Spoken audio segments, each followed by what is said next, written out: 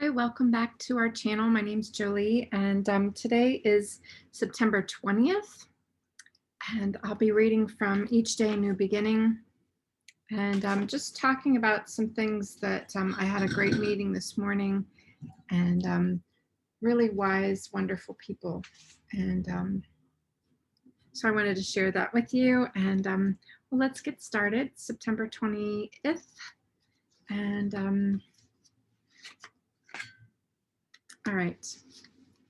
What difference does it make how I'm treated by life?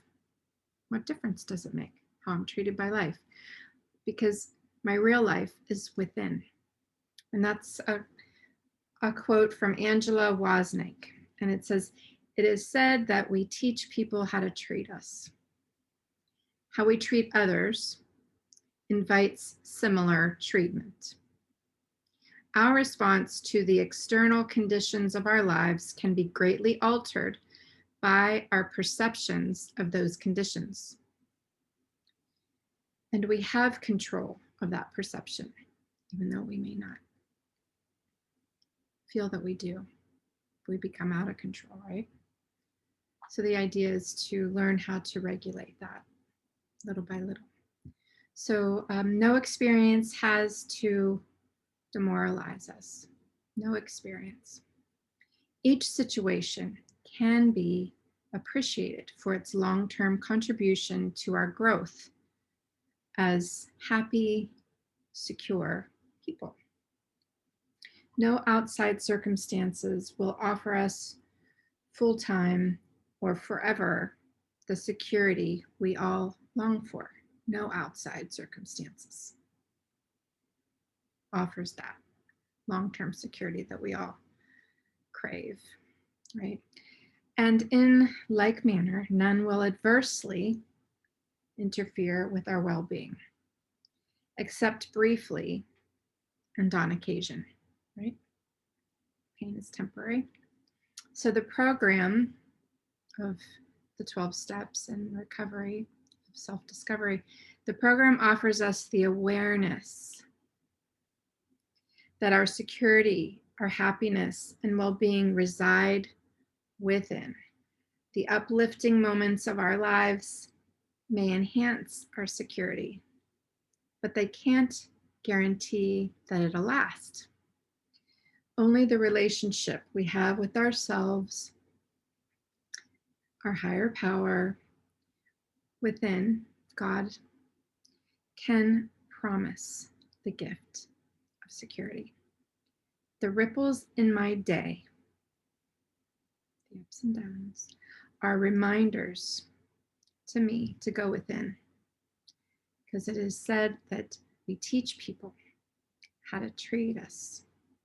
How we treat others invites similar treatment. Not what we expect. We're not doing something so that we get. It's just actually how we are. And we can notice that. Like, am I fearful? Am I anxious? Am I worried? Or am I grateful? Am I humble? Am I accepting of other people as they are as well? And if not, first and foremost, am I accepting of myself? Not in a grandiose way, like, well, F them. I'm who I am. I do what I do. I don't want to deal with it. No, that's not what we're talking about here. We're talking about what difference does it make how I'm treated in life? Like, because every one of us has things that are happening in our lives that we may not choose. Like situations, with money or family or anything, like things that are outside of us, out beyond our control, right? And so how do we deal with that? We just, oh, poor me, my like, that's why I do it. You would do that if you had my life, kind of thing. Everybody has it in their own way. So for me, I want to refrain from the victim stance of stability, because it's not stable at all. If anything, it's always like walking on, at least what my imagination's saying, like walking on some type of bombing, like, I don't know if there's one there, but I'm gonna just do it. And then, see, again, that's how my life works out. I mean, I pray to be led into a new way of thinking about the difficulties I have to face. A new point of view will put them into a perspective and reduce them to manageable size, like keeping them as they are instead of swelling them up and making them bigger than they are. So I pray especially to resist exaggerating my troubles until they overwhelm me.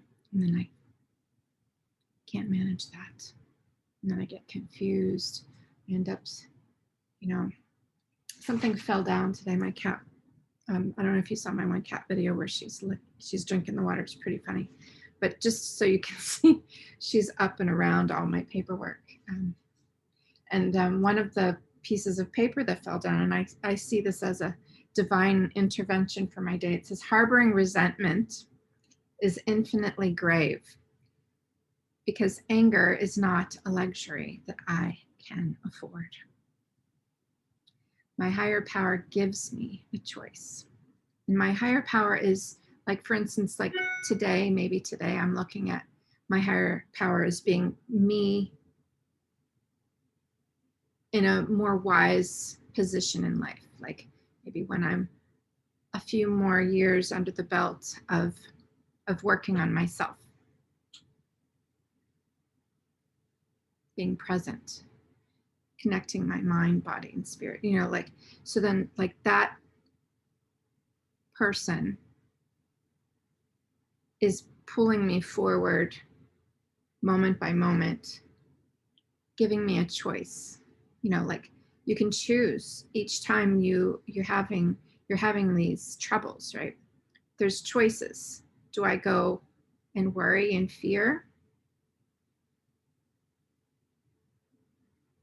Or do I take a moment, maybe talk to somebody or read something that's uplifting, to adjust my attitudes and my perceptions to that of hope and reality, bringing my security.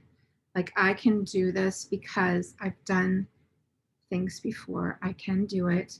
And even though it may not result in what I would like it to result in, like fame, fortune, or straight A's, or everyone's going to be happy with me, or all my kids are going to just be right on, okay, self-sufficient, or any of that, like, that isn't the reason why I would do the things. It's going to be because I need to just manage what I have in front of me and work on that way by having some peace in my heart, some lightness. So, as it says, the ripples in my day are reminders to go within. Taking that nice deep breath, just kneeling on my knees and starting the day again at any time. God, grant us the serenity to, God, grant me the serenity to conquer my troubles and manage them, my difficulties. Saying the serenity prayer at any time. So what a difference, what difference does it make what other people think of me, right? They may not like me because of my red lipstick, or that I'm wearing, a scarf around my neck, or that I'm wearing a polo shirt or something, or maybe they don't like cats and I talk about cats, or maybe because my voice is too low or slow and people are falling asleep. If you listen to that, I invite it. So this way I become more self-aware. And that's okay. My life is within. And yeah, sometimes it may get me down, but I'm like, there's nothing it's another reminder I can't live that way, because it devoids my life of serenity and gratitude. So I'm going to share my screen and see if you can actually, I'll just read it because, well, maybe not. I'll try to share my screen. All right. Desktop. Okay. Yes, you can see my messy stuff here. Humility. Here you go. Humility. And humility isn't saying, oh, everybody's more important than me. I used to think that. I'd like to hear if you can relate to that. Yeah, what did you think humility meant before? And now, how does this work for you? Humility, perpetual quietness of heart. It is to have no trouble. It is never to be fretted, vexed, irritable, or sore. To feel nothing against me, nothing done against me, to feel nothing done against me. It is to be at rest when nobody praises me.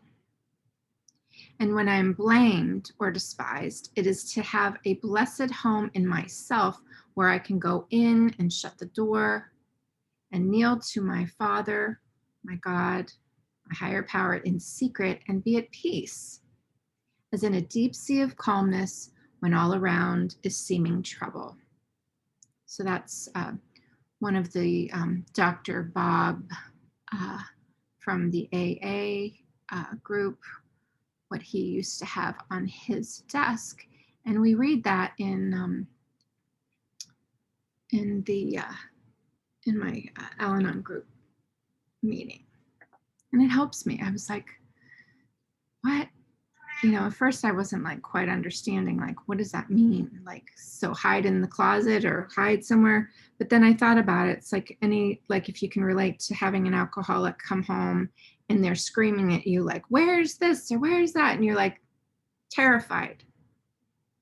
So you just want to have a quiet space. Or if you're not there yet, you're not there at, you're an adult and you don't have active alcoholism or addiction in your life, and you have other people who are kind of like giving you a hard time or telling you, oh, you never do that, or, oh, like really giving you this difficulty because of their distorted thinking, their obsessions and things like that. And then it rolls into, that's what the distorted thinking is. It's like we feel like we have to be humble, meaning, okay, I'm nothing, you do everything. I will do everything for you so that you will be nice to me, so that you'll take care of me, so that I won't feel guilty about I don't know what, that kind of thing. Humility is about just knowing that God, a higher power, the universe, nature, loves you. You are good enough for God. So you're good enough for being here and participating in life, whatever it brings you, and to have joy, to find some joy. So anyway, I'm talking to myself, as I sit here, I'm talking to myself, but talking to you, whomever wants to join in here. And I really appreciate you guys, all your comments, all of them. I answer them and I look forward to them. Please thumbs up so other people can find this. They'll just find it if they click in something that's relative to this, and maybe somebody needs to hear something today, because I know I did. So thank you. I needed the reading. And let's say the Serenity prayer. God, grant us the serenity to accept the things we can't change, to have the courage to change the things we can ourselves, and just having the courage to do that, and the wisdom to know the difference between reality, what's real, and what's worry and obsession. So God's will and not mine be done. So keep coming back. It works if you work it. and you're worth it. You are worth it, and I love you. And I'll see you soon. Okay? Bye. The cat says bye too.